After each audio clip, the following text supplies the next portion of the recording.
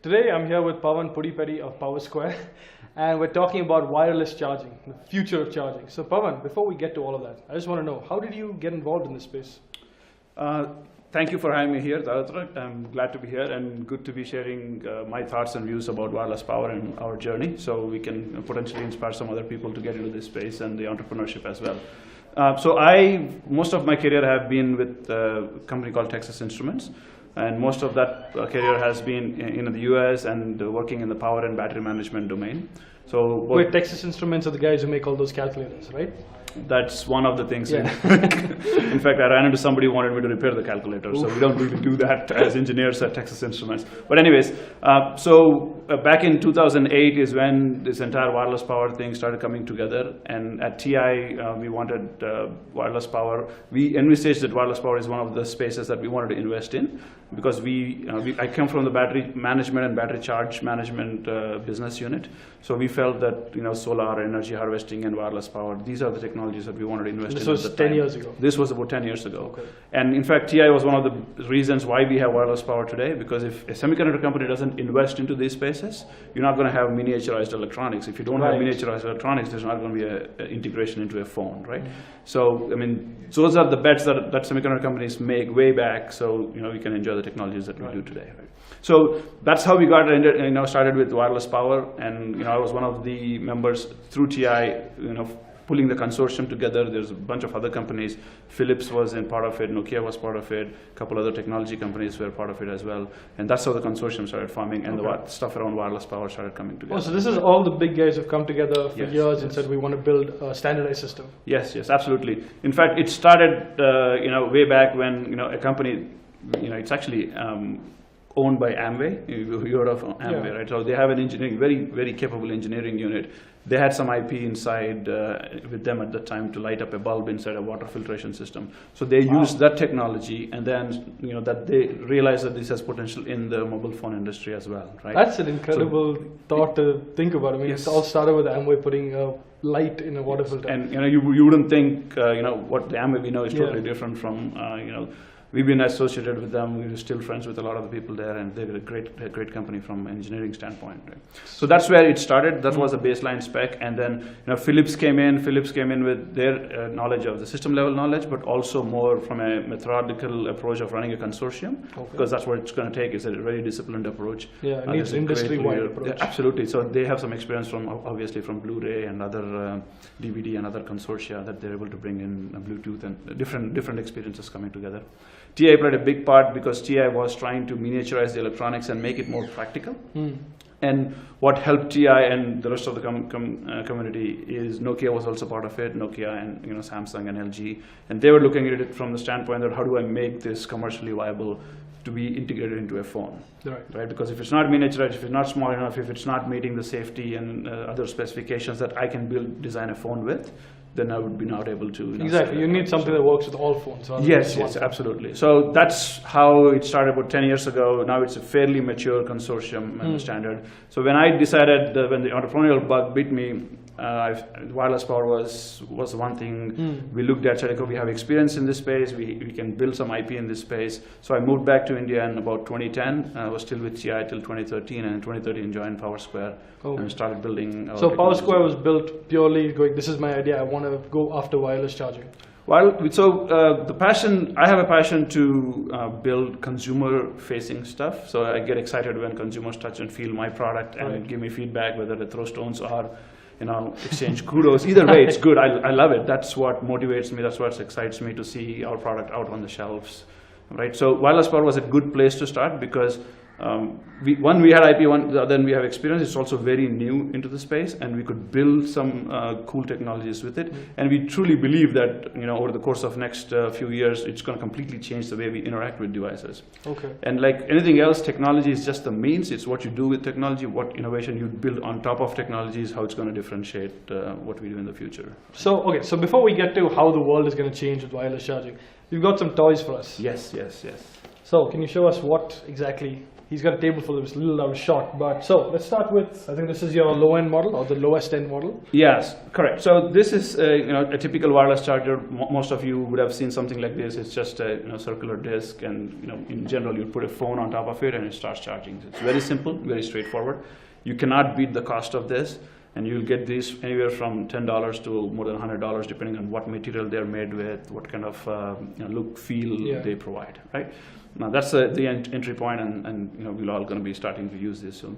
Now the one issue with this is, although it's very cost effective, the way it works is there's a coil in here, and then there's a coil in here in the phone. So you have to align coil to coil, and then that's how the power transfer happens. So I think you've actually got something to show us how that works, right? With the interiors of one of them. So this is a module. This is a wireless power transmitter module. This is the charging pad. So something like this would be in this unit, something packed up like that.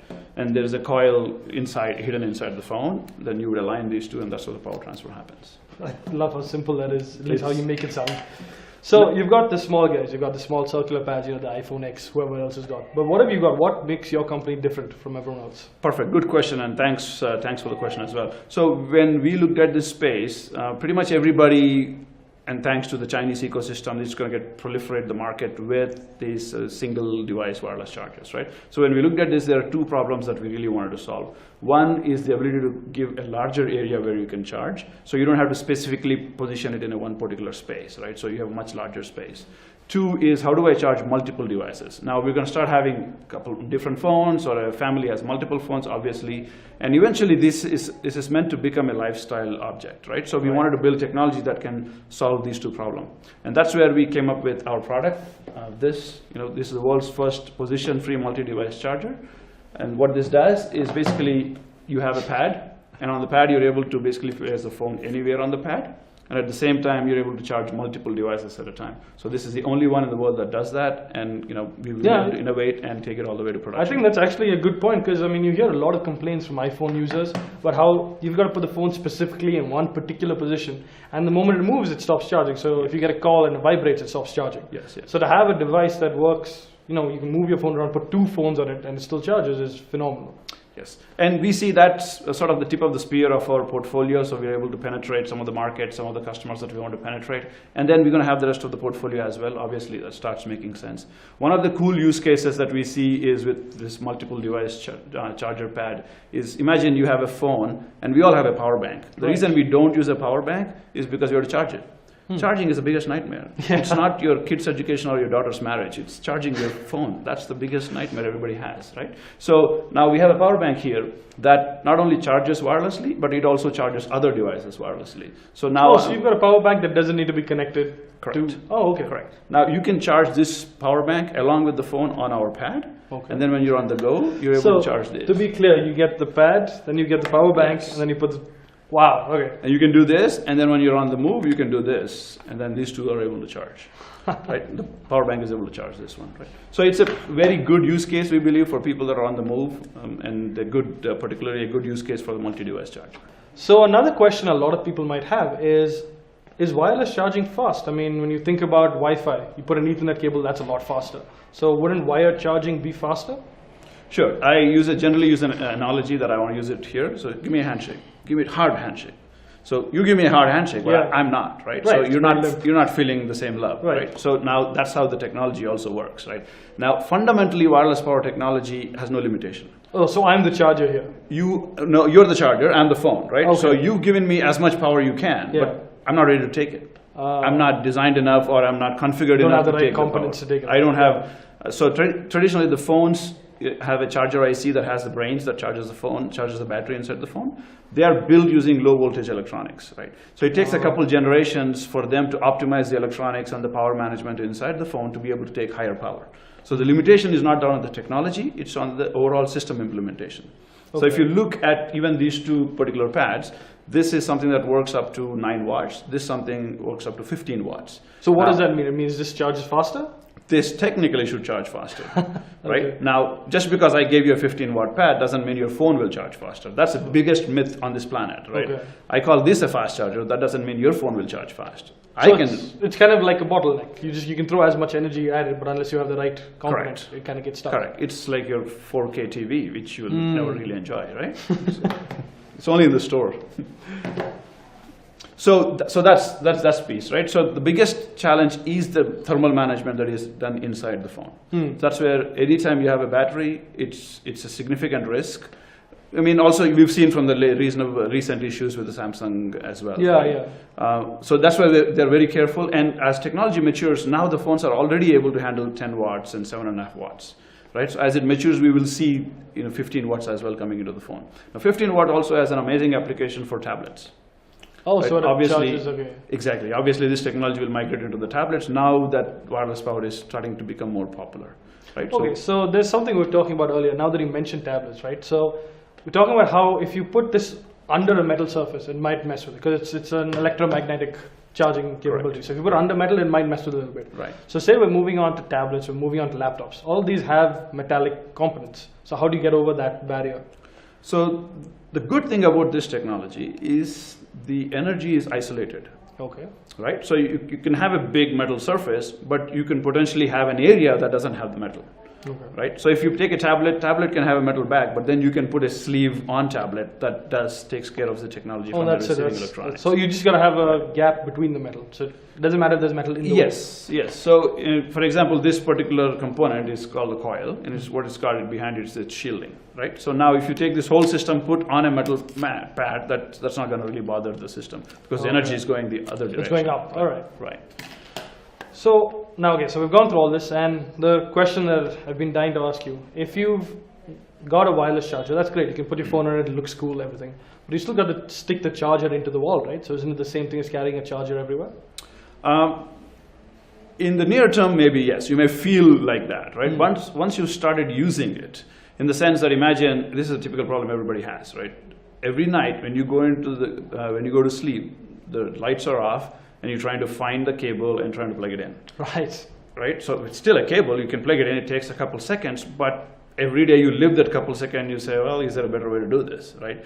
Now that's how people have come up with USB-C, because you can plug it in anywhere you want. Otherwise you've been killing your USB. You can do it the right way. Right, doing the right way. Now this takes you to the next level, you don't even have to worry about plugging in, right? You just drop it on a mat. Now once you start using it, this just feels like old school, right?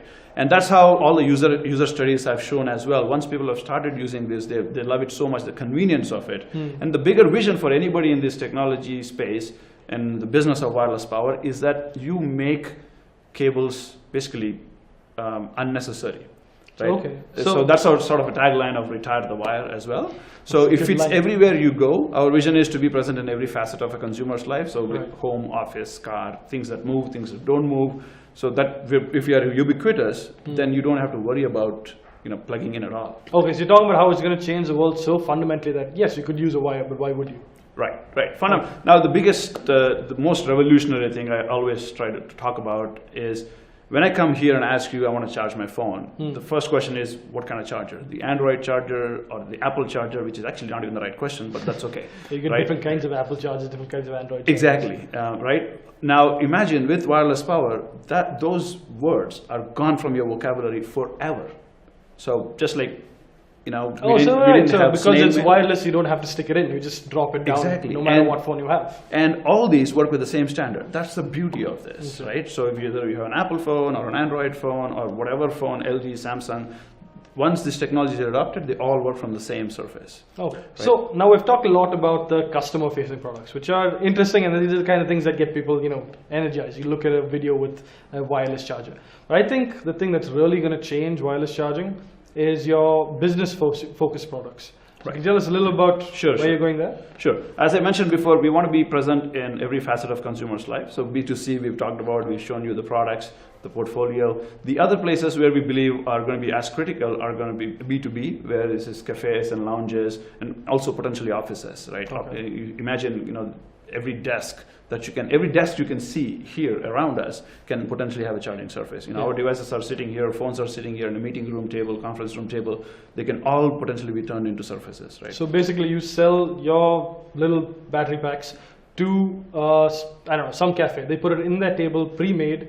Right. It's not like a move around thing. It says PowerSquare on there, and you drop your phone and it charges. That's it. That's the vision. Now we'll start with the cafes because that not only gets us branding, it also gets visibility. It also sort of gives consumers to use the technology, right? And then they'll be able to go onto our website and buy one from a personal use as well, right? Once again, we start with the cafes, then the B2B aspects kicks in into the offices, interior designers, and things like that, right? Now imagine Dell or Yahoo is building a brand new office, or even renovating their office, or even Marriott is doing up their rooms. We should be able to give this technology, place it into the places, and really enhance the user experience of their consumers, right? And the real innovation on top of that would be software layer that we look to add on top of these infrastructure sort of installments, where we were able to see how much time the consumers are spending here at a certain point, and we could potentially be able to detect based on certain algorithms we have is what kind of phone is potentially be charged on that space, right? So that is sort of sends data. information backwards as well. It can. Yeah. It can, right? So if we're able to mine that information, or we have some certain algorithms where we can figure out, what is being charged there. So that's a very powerful data, whether in a public infrastructure or in a cafe. That data can be really mined for the for utility, right? Right. So but doesn't that raise issues of privacy if someone just goes to a table by mistake and drops their phone? So we're not necessarily getting into what the phone is doing. We're just looking at who is there. Okay, we wouldn't know which person is there. Yeah. It'd be like, okay, there's probably a Samsung phone there, there's probably an Apple phone there. Oh, right? So you get to know who uses, what kind of users use your potentially. phone. Right? And even if it is, even forget about all that, right? Even if we can figure out that a phone is using it, that means some person has been there in this cafe for this long using your service. So when you actually give that service, you're able to detect, is anybody using it? Oh, okay, right? okay. So it's not just an empty... Yeah, it's just not an empty thing, it's not a coaster, right? Right. But at the same time, if we have that presence, it also gives us an opportunity to monetize that in multiple ways. Right, of course. Right. So that is the hotel and lounge space. We also have an automotive focus. Okay, so cars. Yeah, so cars, yes, cars and two-wheelers as well, right? So there's a dual focus there. One is an aftermarket focus, which is probably a lot quicker, because once Apple has announced support for this particular standard and this technology with 8, 8 Plus, and 10, we heard Xiaomi is coming out with their phones as well with wireless charging support. Now those guys have the ability to drive down into a different segment of the market, right? Right. And if the biggest selling phone in India is the J series, if Samsung decides to put in the J series, then that really pushes the. And they will, right? I mean, will. it'll be very surprising if they don't have wireless phones in 2 years. They have technology. I mean, they can turn it on like this, right? And it doesn't cost too much. I'm guessing doesn't that cost. extra component. And Nokia apparently is one of the biggest sellers of smartphones in India now, right? Certainly with their resurgence. So I mean, they are very familiar with this technology that they can really push. Oh, they've been there since the TI days. Yes. I mean, although this is a different set of guys, but still, the fundamental technology is pretty straightforward, right? So these things we see in the next 8 to 12 months, we should be able to enable different class of people as well to start using other than the 60,000-70,000. So you're going to be doing it both ways, right? So you're going to be selling literal armrests with the chargers in them. So which has actually got one right here. Yes, I have one here. I don't know if you can see it, but this is an armrest. This is a prototype of an armrest that you can basically put your phone on it and it starts to charge. Yep, that's it. It's as simple as that. And you can drive along, don't get distracted. The phone sits in there, and eventually we'll build technologies that will be able to move your screen's content onto your through Android Auto or whatever. I mean, those are all possible. So that's why we believe this technology really enables a whole brand new experience when it comes to how you interact with your devices. Right? Okay, so now we're talking about literally what your company is focused on today. We're talking about B2B, B2C, putting it in cafes, putting it in offices, buying one for your house. But in the future, give it 5 years, give it 10 years, how far do you see this wireless charging going to go? Is it just going to be phones, laptops, or is it going to beyond to all electrical items that can be moved around? So pretty much anything that's got electronics or battery or power requirement can potentially be wireless, right?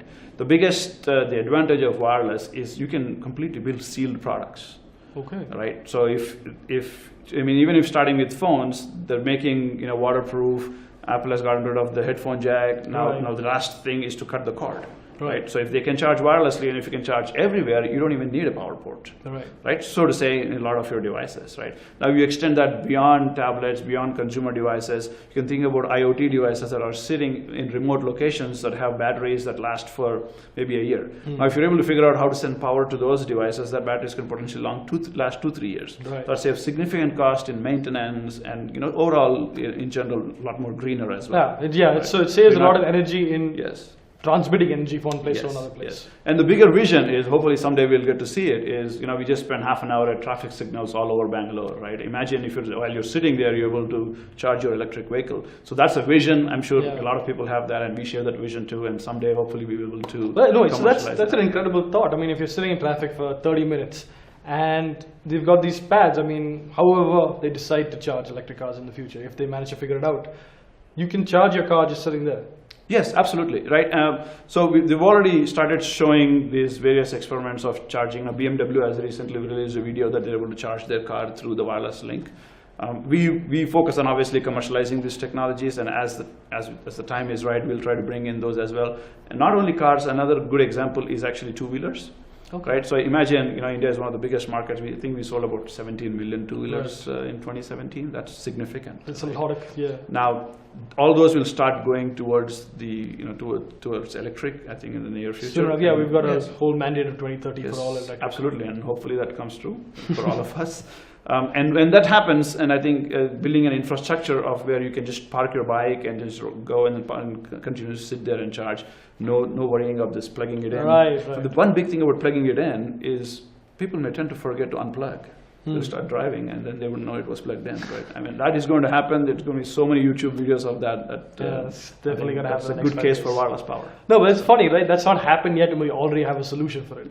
Yes. Well, I mean, the technology. Or working on the solution. Yeah. So the good thing is, with the consumer space, people will start experiencing wireless power. Once you experience something and once you start loving it, the other applications will be adopted much faster. Right? So are we thinking of, paint me a picture. Is it going to be, we've got a home theater system where the TV is wirelessly connected, the DVD player is wirelessly connected, everything is wirelessly connected.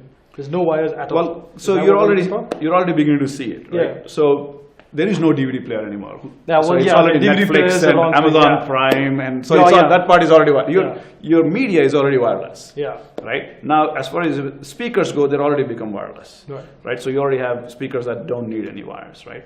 And basically, audio, video, you sort of already cut the cord. The last cord to cut is power, and that's what's happening now. Right, so if you're able to send power, now imagine even the lighting fixtures, right? So you have a light on the wall here. Tomorrow you don't like it here, you want to put it somewhere else. Wireless power will make that happen. You can just pick it up and drop it somewhere else. So, but wouldn't that require your entire wall to be a kind of? So that is where the trade-off is going to be, right? I mean, do you want the whole wall to do that, or can you build in such a way, just like you build plug points, you build just enough surfaces and locations, and say, hey, you know what? I just will move around. I don't want nails. I don't want any of it. We'll figure out a way to magnetically align it. So instead of having lines through your wall, you just pick it up and move it to the next spot. Yes, that would be perfect, right? So that's the vision, that's the future, and hopefully we'll see it soon. Yeah, so that's been incredibly enlightening. So all of you who thought the wireless charging was just a little gimmick for the iPhone X, I think we can be talking about changing the mood by moving your lights based on who you're bringing over. Yes, thank you very much for your time. Please check us out on PowerSquare.com, and we look forward to seeing you there. That was it.